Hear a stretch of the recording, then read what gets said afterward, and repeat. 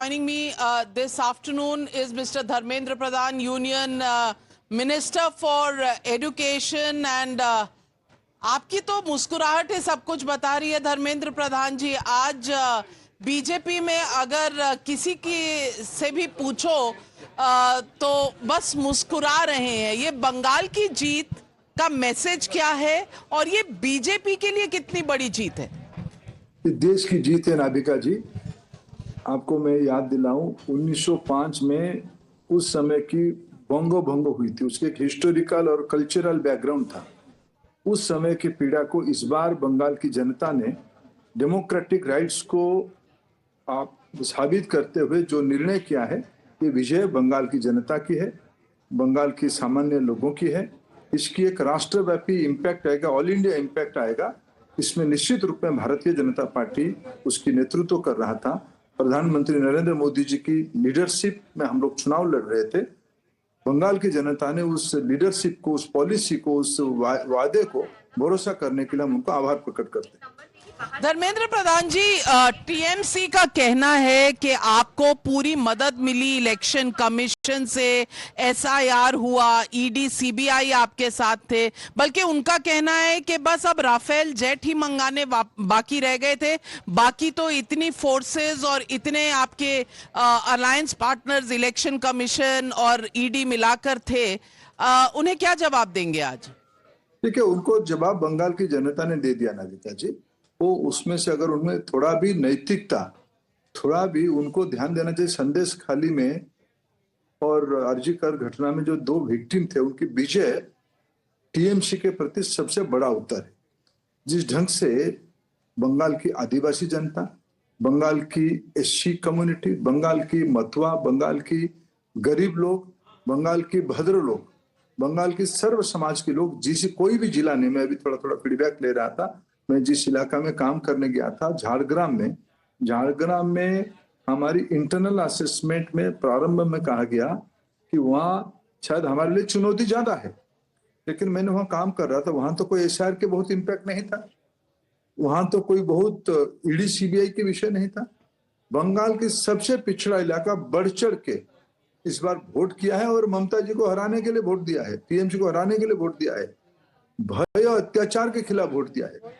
एक democratic party अगर, वो तो है ही नहीं, टीएमसी एक तो फैमिली रन पार्टी है, एक क्लब है, अगर उनमें थोड़ा भी नैतिकता बचती है तो इस प्रकार की बंगाल की जनादेश को अपमानित नहीं करनी चाहिए। आपको लगता है कि आरजी कौर केस हो या संदेश खाली हो, ये दोनों इंसिडेंट्स एक इन्फ्लेक्शन पॉइंट रहे ममता दीदी की सरकार के लिए? निश्चित रूप में उनकी विश्वसनीयता है ही नहीं। केवल ये 2 घटना तो एक संकेत बना महिलाओं की मानसिकता की। आप देखो, बंगाल में शिक्षा मंत्री के घर में नोटों की ढेर पहाड़ मिलती थी, उनकी महिला मित्र के घर में भी नोटों की पहाड़ मिलती थी। बंगाल की नौजवानों को चाकरी चाहिए था, जॉब चाहिए था, उनकी मेरिटियस स्टूडेंट्स की जॉब को उन्होंने नीलाम किया, बाजार में बिक्री किया। क्या उनके घर में ईडी सीबीआई नहीं जानी चाहिए थी? क्या ये गलत हुई थी? क्या अभी चुनाव के दिनों के अंदर पहले गया था? ये जो भय की बात रहे बंगाल में नाविका जी, जब कम्युनिस्टों की 34 साल शासन रही और बाद में ममता जी की 15 साल शासन रही, पिछले 50 साल में बंगाल के गरीबों की सबसे बड़ी शोषण हुई। एक डेमोक्रेटिक प्रोसेस को उन्होंने डीरेल किया था।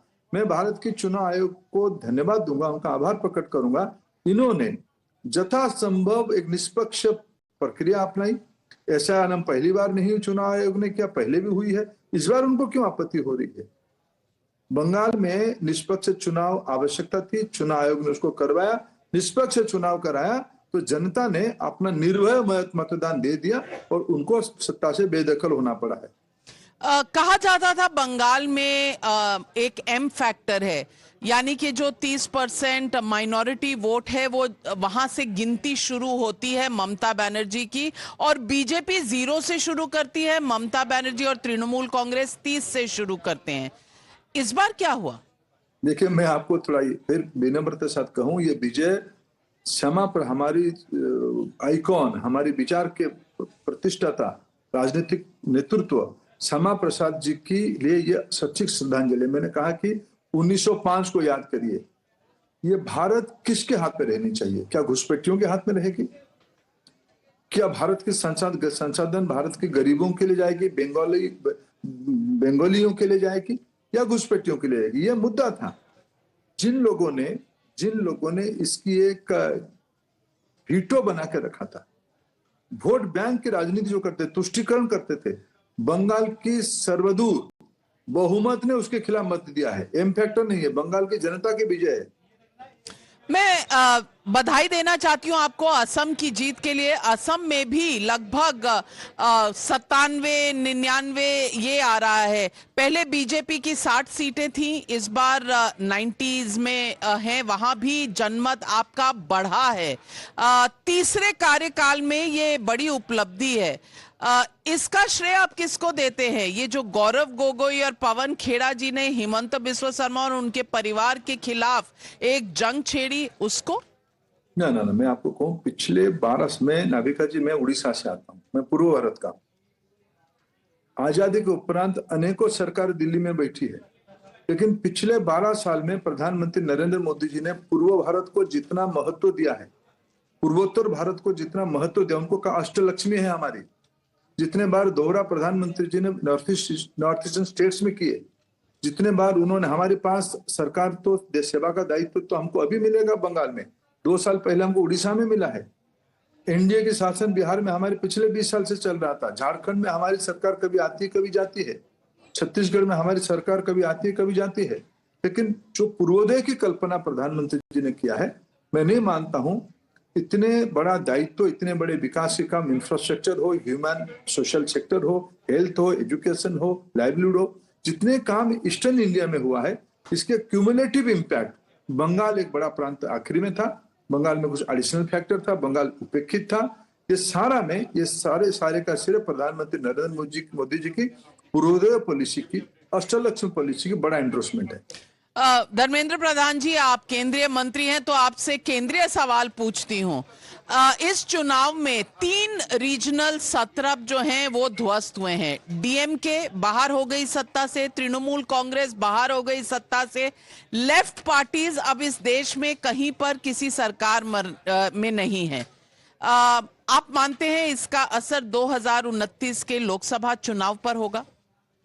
देखिए, 21st सेंचुरी की जब हम 2.5 डिकेड पास कर चुके हैं, जब हम 2047 की टारगेट में चल रहे हैं, ये प्रधानमंत्री जी ने कई नई पैरामीटर्स खड़ा किया है। डेवलप इंडिया होगा, वुमेन लेड होगा, प्रो पीपुल होगा, डाउन ट्रेडन उसकी निर्णय करेंगे।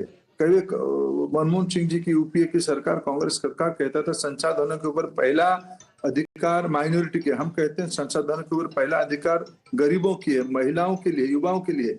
इस प्रकार की पैराडिम शिफ्ट इस चुनाव में बड़ा उसको मैंने प्रोपेल हुआ है, जो हमने पॉलिसी बनाई। मैं मानता हूं हमने जिस प्रकार की पिछले 12 साल से सेवा किया है, एक शासन प्रणाली चला है, एक पद्धति अपनाया है, इसकी बड़ा एंडोर्समेंट हुई है, लीडरशिप को बड़ा एंडोर्समेंट हुई है, पीएम की विजन का एंडोर्समेंट हुई है।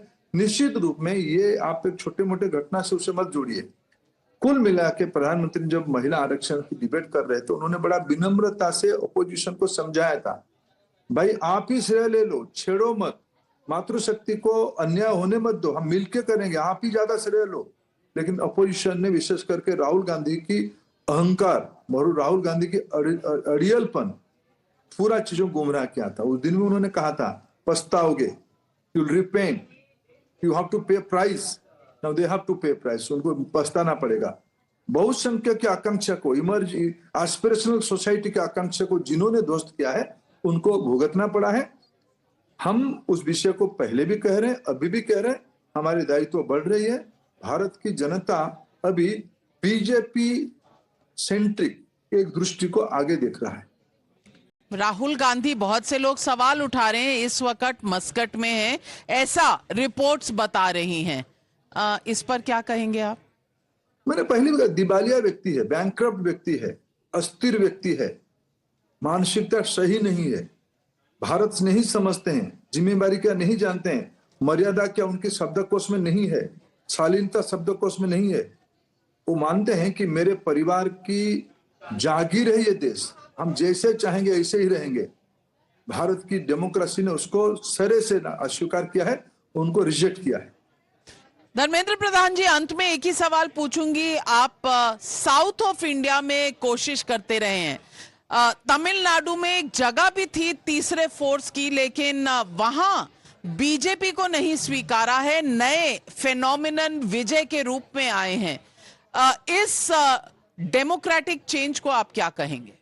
देखिए, मेरे लिए, मैं एक राजनीतिक शास्त्र के विद्यार्थी के नाते मैं कभी भी तमिलनाडु प्रवास करता था, घूमता था, टूर करता था, मेरे मन में प्रश्न आता था, यह प्रांत जितना डिजर्व करता है, लोकल पॉलिटिक्स उसको उतना ही बांध के रखा था। शायद इस बार तमिलनाडु की राजनीति ने करवट बदली। निश्चित रूप में तमिलनाडु की जनता को बधाई देना पड़ेगा।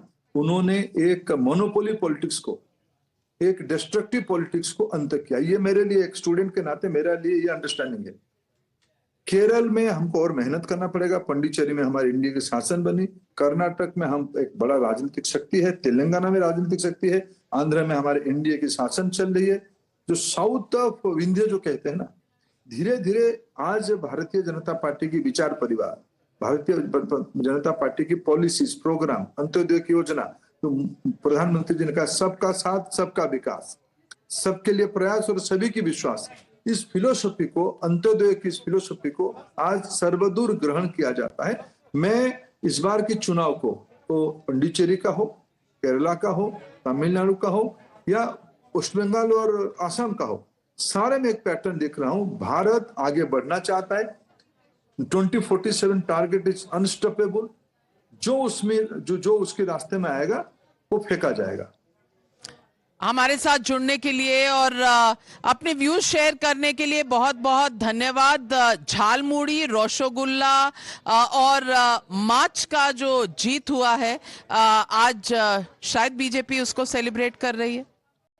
हाँ, निश्चित रूप में एक एस्पिरेशनल जब अचीवमेंट होती है प्रजातंत्र में, लोगों के आशीर्वाद से बड़ी चीज कुछ नहीं हो सकता है। मेरे लीडरशिप, मेरे प्राइम मिनिस्टर की लीडरशिप, मेरे पॉलिसीज, मेरे प्रोग्राम, देखो हम भी 12 साल रह गए हैं, हम भी अनेकों राज्यों में शासन कर रहे हैं। हम पॉलिटिक्स ऑफ परफॉर्मेंस कहते हैं, पॉलिटिक्स ऑफ अकाउंटेबिलिटी करते हैं। इस प्रकार के इनकम्बेंट सरकार को वोट देना, भरोसा करना आज के दिनों में कॉम्पिटेटिव पॉलिटिक्स में एक हिमालयन टास्क है।